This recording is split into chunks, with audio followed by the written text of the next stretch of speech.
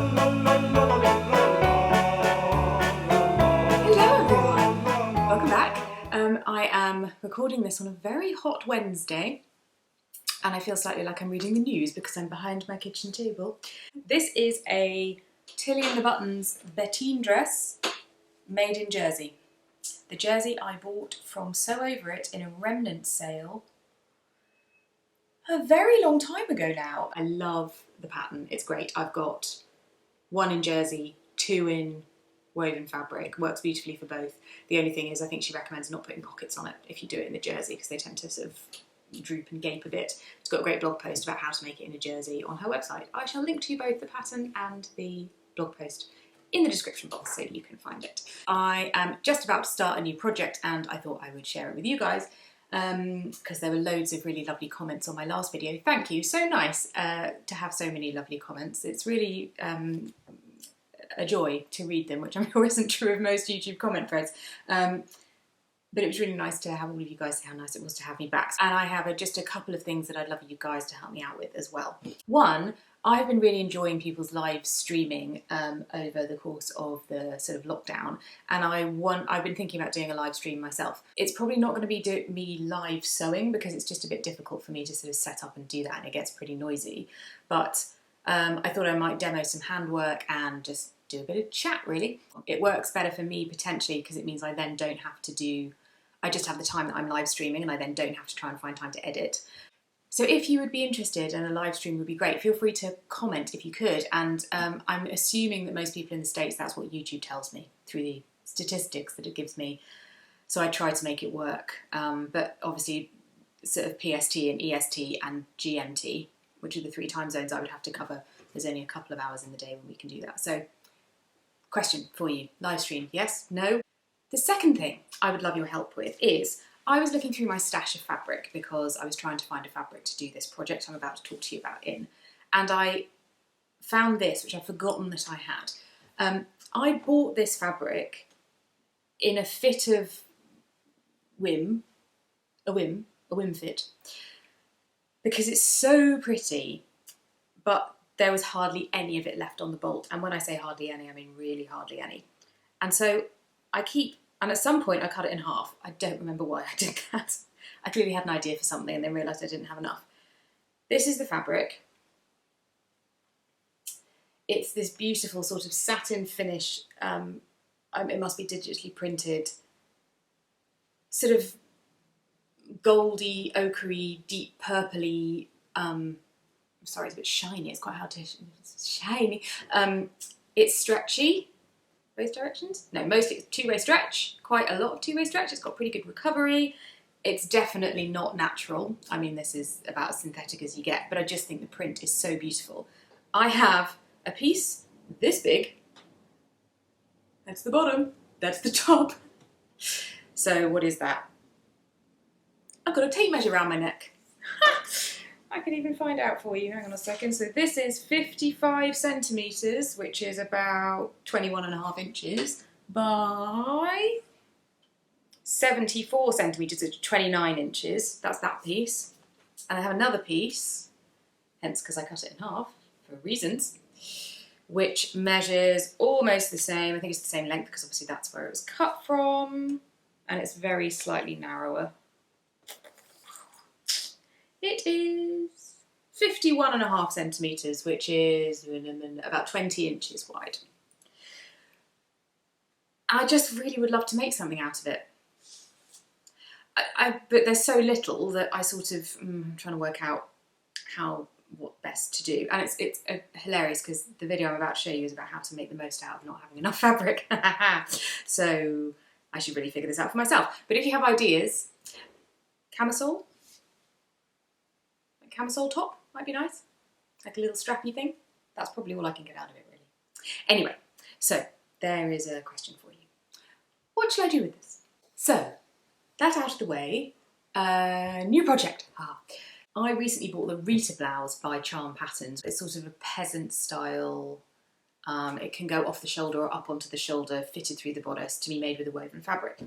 And as I mentioned, I was looking through my stash to try to find fabric that I could make it out of, and I came across this. this is a, it's very slippery, is a silk charmeuse. I learned that it's a charmeuse on Gertie's Livestream, which I was watching the other day, because she was holding one up and said, oh, this is a charmeuse, and I always wondered what that was, because it's satin finish on the back and more like a crepe matte finish on this side, and it's this beautiful sort of apple green. I bought this in New York when I was there from a shop, don't ask me which one, in the garment district. There is a video of that which will be appearing in the top corner now if you want to see the fabrics I brought back from New York. It's probably 5 or 6 years since I bought this. It's just been sitting there quietly waiting. And I thought, oh, it would look so beautiful in this and make it into sort of a special going out top rather than an everyday. So I really wanted to make it out of this, but I only have a metre. So I have a metre of this and it's 115 centimetres wide. So that is, let me just do the conversion for you. That is 39.5 inches and it is 45 inches wide. So I've basically got a metre square of it. The pattern says that you need 1.4 metres of fabric, of 45-inch fabric, to make this top. And I sort of looked at the pattern pieces and I looked at my bit of fabric and I thought, feels to me like I could get it out of that. But it's a bit tricky. So I then thought, oh, well, that's fine. I'll just cut it flat. And I suddenly thought, I don't know how many people know this about cutting layout, so I thought I'd share it with you. It's not mind science. Mind science is not rocket science. What is mind science? Psychology? Neurology?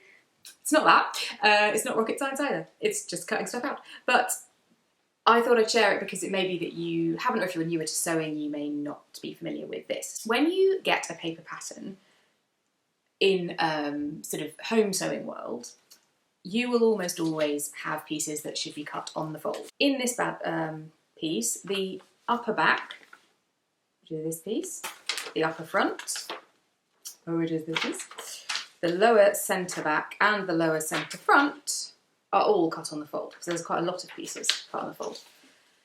Now the reason to do that is because it means that as a pattern manufacturer you have fewer big pieces, so you can get your patterns printed on less paper, very helpful, and if you're producing PDFs for the home sewing market, us people at home having to print out and stick them together have to print out fewer pages. So it's very sensible, have a piece this big rather than a piece this big. And then what they do is in the pattern layouts they say, right, fold your fabric in half, place it so that the middle of the piece is sitting on the fold, and you cut it like that and voila, it folds out into a full piece. Which is great and usually works absolutely fine. The only thing is, if you do that, you have to have a long fold all the way down the length of your fabric in order to fit all of your pieces on. I shall now demonstrate, which requires me to move the camera to focus on the table.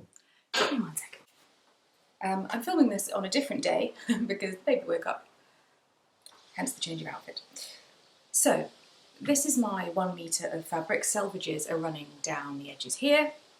I folded it in half so the fold is towards you, and this is how the layout in the pattern suggests that you lay out your pieces. So I've got 4 pieces that need to go on the fold according to this pattern. I have the upper blouse back, the upper blouse front, which is basically mirror images of each other pretty much, the lower centre back and the lower centre front.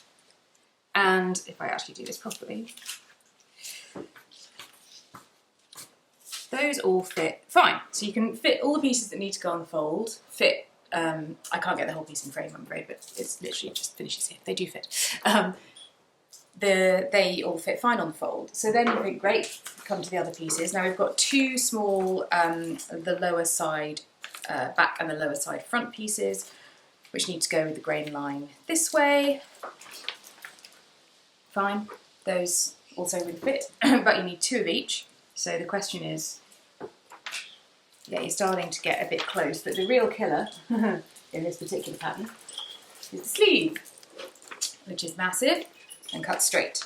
And even if I go cross grain, which ideally you don't, but you could, I still won't be able to fit everything on my 1 metre of fabric. So that's just to demonstrate that with a metre folded in the normal way, this doesn't work because you've got these big pieces and wide pieces that take up a lot of your depth of your fabric.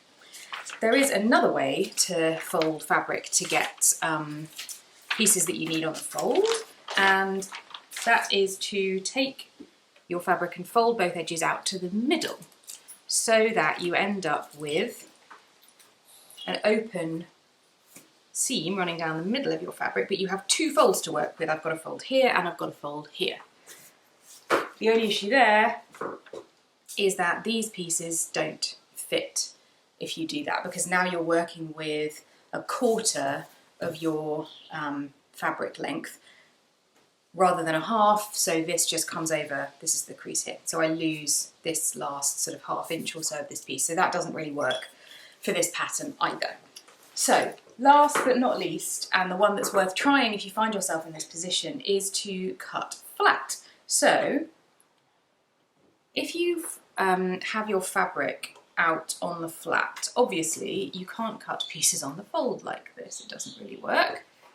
I'm not going to be able to get the whole meter on here, but I will show you how this works. So if I take one of the pieces that needs to be on the fold, so this is the lower centre front blouse, and it goes here.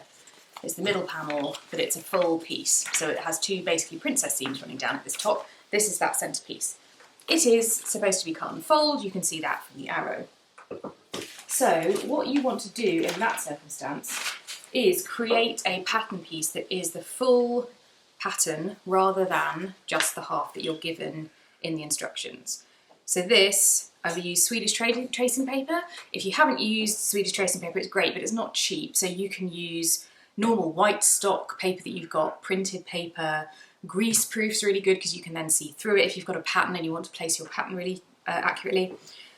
But what you want to do is put your piece down and just flip it over and create yourself a full template for any pieces where you need to be on the fold. I have done that for this pattern, and I now have all of my pieces in full size. So let me just show you how that works out when you try to lay them out. So, sorry for the gooing. Matilda's chatting to me. Hello! You right down there? Yeah, okay, good. You want to place your pattern pieces flat. So this is the upper front blouse piece when made into a full double. You remember that piece looked like this to start with. So when folded out, it's obviously quite a large pattern piece. I'm going to put that here. The grain line is running this way, by the way, so my selvages are still down this edge. This is the upper back, which looks very similar. I just need to cut one of each of these, so I can put that one above that one. This is my lower centre front, the piece that I just showed you. That can go there. I need one of those. And my lower centre back, which is this piece, which again looks very similar, and that goes there. So I can fit all of those pieces in the bottom sort of half of my fabric. I've then got the lower side front and back, and you need two of each of these obviously because you've got one here and then one over here. So I can fit two of those nice and easily like that. And then I've got my massive sleeve piece that I showed you earlier. Oops, sorry, lost a piece over the table. Let's just pop that back. Okay. My sleeve piece, I need two sleeves, fairly obviously, and I need two of each of these. Now just to just demonstrate to you, this is the rest of my fabric. So I can definitely fit another one of these each on here, easily, and I can fit another sleeve easily on the other side of the table.